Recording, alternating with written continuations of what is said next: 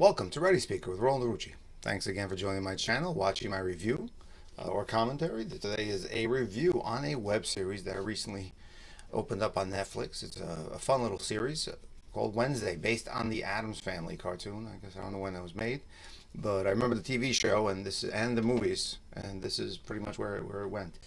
It's a good show. Let's just cut to the chase. I kind of enjoyed it. Thumbs up on it. I don't like to leave my opinions to the end, but I would like to speak about the series and see what I think really worked and what I think didn't work.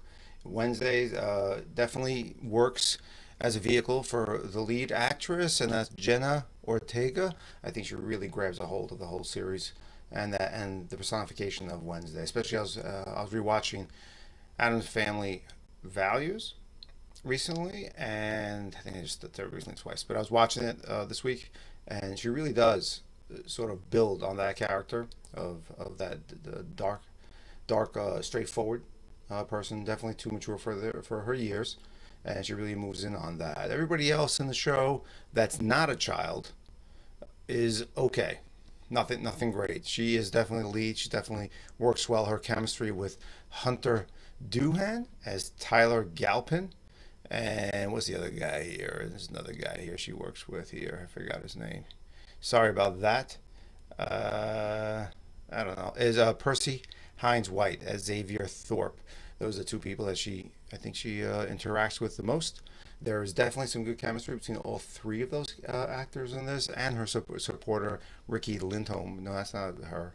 That's it. Plays a doctor, Valerie Kimbata. I'm looking at IMDb here, so I apologize. This is essentially how I work. Just have it open here on the screen. I go glance at it, see what names are there, then see how sort of it builds, and how I discuss. Sometimes ideas pop up.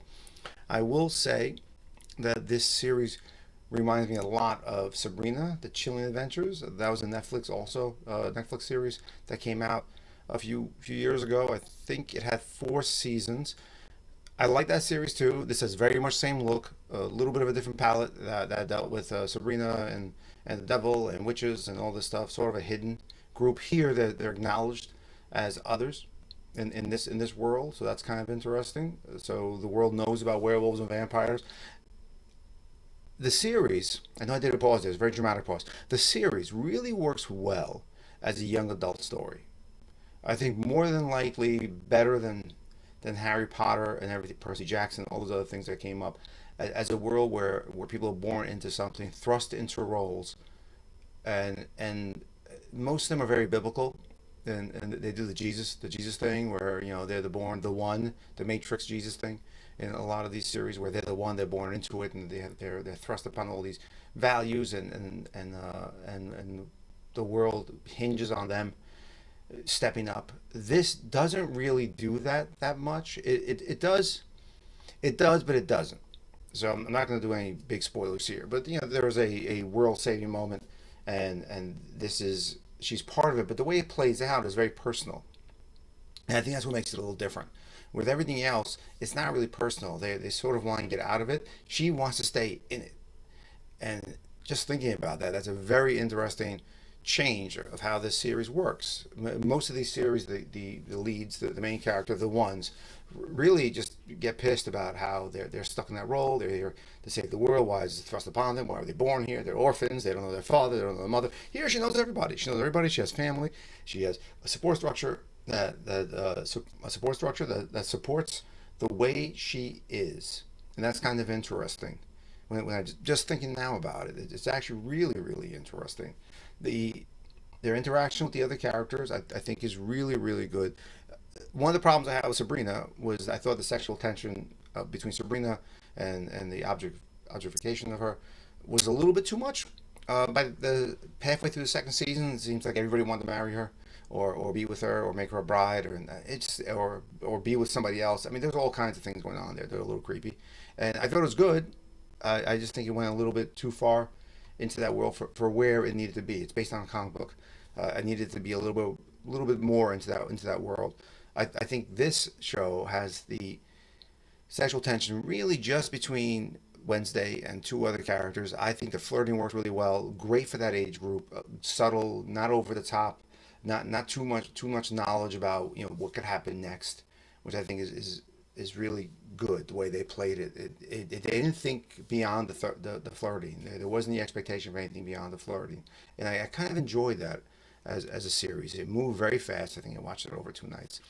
I think it's a great vehicle. You have Christina Ricci in it, uh, bringing back a not bringing back, but being a character in this. She's doing what she's doing best right now. She's sort of like diving into this persona that she portrays. She did it in, I think, the Wasps, what the Hornets, whatever. There was a series she did recently. Let me look at here. I think she let me see Yellow Jack. Sorry. So it's sort of a hornet or a wasp, right? Yellow Jack looks like a bee, but it's not a bee. All right. So that's a really, she's doing a great job. There's other age relevant characters in there. There's Musa Mustafa playing Eugene Oettinger, does a great job. They have, let's see, I think Georgie Farmer. There's Emma Myers. There's a whole bunch of people in here. Gwendoline Christie from Game of Thrones is in here. She does a great job. Really, really has a great presence in it. I think there's something that she does that really brings a good grounding and weight to the story from the perspective of adults and older people and people of another generation. The two people that don't work are Morticia and Gomez Adams. There was some buzz about this. Why they picked the character for Gomez, and even on IMDb, he's like way down on the list. But there was a lot of buzz about that, and I kind of get it. I think the comments were probably not great about him, and you have Catherine Zeta-Jones, I think, in the cast, and neither one of them really has the chemistry needed for those two characters. And again, I was watching the movies again, and they work. The original series worked. The chemistry is really, really good between those two. It's a knowledgeable flirtation. It's over the top. It's over. I mean, it's Pepe Le Pew over the top, but it's an acknowledgement. And Morticia is this velvety sort of vixen who slides and glides through the world, and Gomez is just sort of a baffling genius who has this sex appeal, at least for her, and this way of speaking, this rhythm of speaking, and he has his love in his eyes. And I didn't see that with these two characters. I thought it was very. Lurch was barely there. Thing is prominent. Uncle Fester is okay. I think the voice got me because it's just Fred Armisen, and it's just his voice.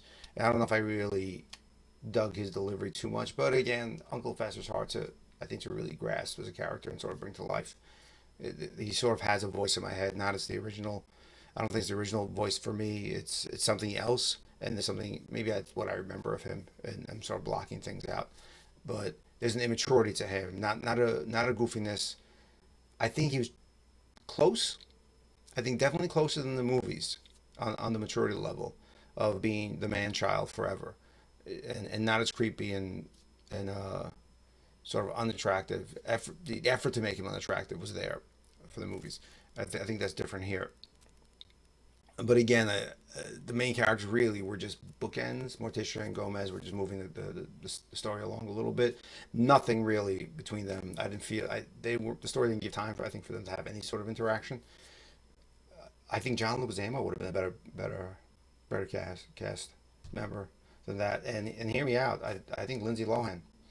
I think she could have been a great Morticia. She has cheekbones forward. I think she could have camped it up, and we needed a little of that vamp camp, and I think we needed a little bit more of that than was given. The energy wasn't there, the connection wasn't there. Lurch was, I think he grunted twice. I would like to have seen at least a little bit more if he's such a prominent figure in it, not just a face. I know in the series he was always background, didn't really speak, but there's stuff there. Even with that little bit that he did, there was stuff there. There's moments. The series had a great dance scene. I don't know if anyone will watch it. Just watch it on YouTube. It's a great little dance scene, and they bring the dance scene back into the series. By the end, you really like it. The interesting thing to me, it's so on point with a young adult in that they think they know everything. They think they've got it solved, and you probably go through 4 or 5 episodes where it's just missing, and she gets up and she just does it again. Nope, I made a mistake, let me move on. Nope, I made a mistake, let me reassess. Nope, I made a mistake, let me adjust. And she keeps getting closer and closer to her mark until she finally gets it. And I think that's what really works about this. It's sort of a very extended Columbo. Psych was another sort of thing. So this slipping and stumbling a little bit and getting back on her feet, not being the all-knowing child, which we see so much in a lot of TV shows and films where the kids for some reason is a nuclear scientist, and I don't understand how, but she's stumbling through, and she feels very confident that she knows the answers, and she fails, but she gets up, and that's the story of a young adult, really, or any younger person, that they don't get really embarrassed, or they do get embarrassed, but they stumble and they bounce right back, and that is what gets them to a very mature level. And I think that's the real key with this series, that how it works is that there's a stumble. There's not like, oh my God, I must have, let me just see what's going on. It's like, nope, I made a mistake. It was a clear mistake. Let me move on. I made a mistake. It's a clear mistake. Let me move on. Boom. And I think that's really works with this. So I'd watch it again. I probably will watch it again. I recommend you watch it at least once. A lot of people have. It's I think it's number one on a couple of lists somewhere. Whatever, I got it up here, and that's really a short little review about this. No comparison this time. Besides Sabrina, The Chilling Adventures, I would give that a watch also. I think you will see that there's definitely a similarity. They're on the same plane of style. I think this did a better job of not over sexualizing the character, of not bringing them into a place that's uncomfortable, to making it appealing, almost family. I mean, there's stuff in it. It's if you got mature kids, you can watch it with them, and there's funny things, and there's good little tempo with things, and there's not too much to embarrass you, but it is good. It's very good. So I give it a shot, give it a watch.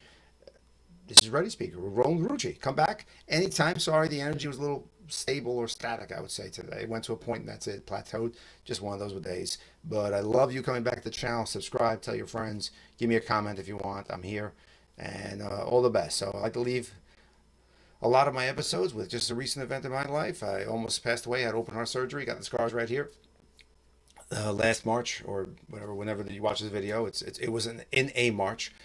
I like to tell everybody, you never know when you're going. So live your day, enjoy your day, go to sleep knowing you lived the day, and be happy with that. And when you wake up, be happy you're waking up for another day. So that's my little message to everybody. So live your full day to its fullest. Go to sleep, wake up, be happy you're coming back. So Roland DeRucci again. Thanks for watching, and hopefully see you soon. Oh, and if you do want to maybe chat about something or a show, write something below. Send me a message. You can come on. Let's talk. This is the platform for people to speak, and I'm ready to speak about pretty much anything. You can talk about politics, history. I'm a buff of all knowledge. I love gardening. I love cooking. We can really talk about it. And if anybody who knows me knows me, they know I will talk a mile a minute about things. Great. Talk soon. Bye.